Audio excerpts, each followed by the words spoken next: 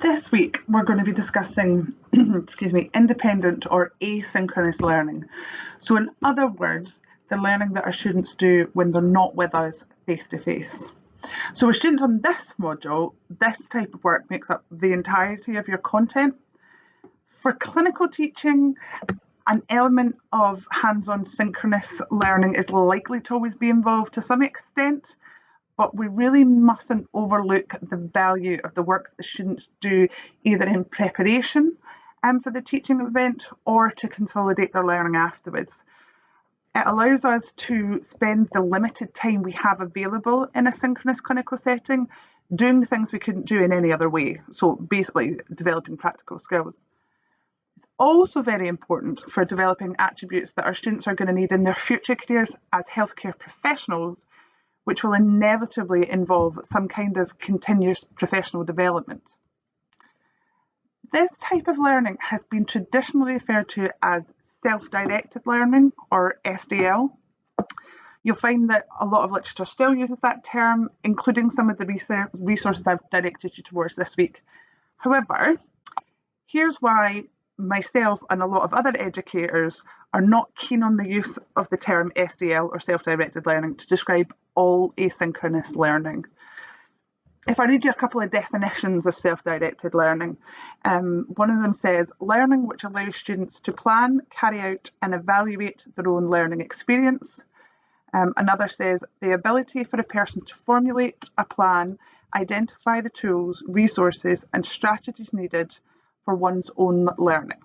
So, in other words, the student would be deciding on what they need to learn. They would decide what books and resources they would need to look at in order to meet the objectives. They would be looking at research papers and really developing their own learning from what they feel is the most important thing about that subject. In reality, that forms only a small part of asynchronous learning, particularly with undergraduate or further education students.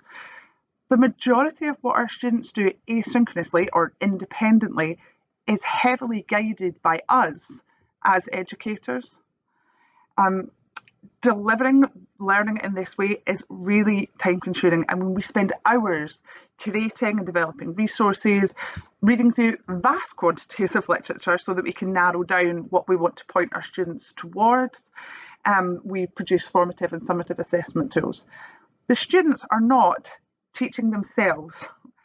We're giving them the tools by which they then learn, and they must have the self-discipline and the motivation to complete them appropriately. They might choose not to, but that is likely going to be effective in their levels of achievement. The Swanwick textbook refers to this process as self-regulated learning, which I think is a better description than saying self-directed learning.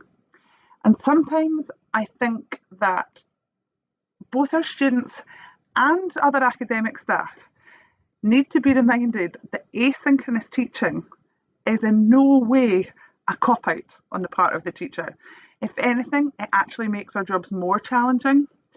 But what it does give us is ultimately a much better way for students to develop a deeper understanding of the materials than just sitting and listening to us talk.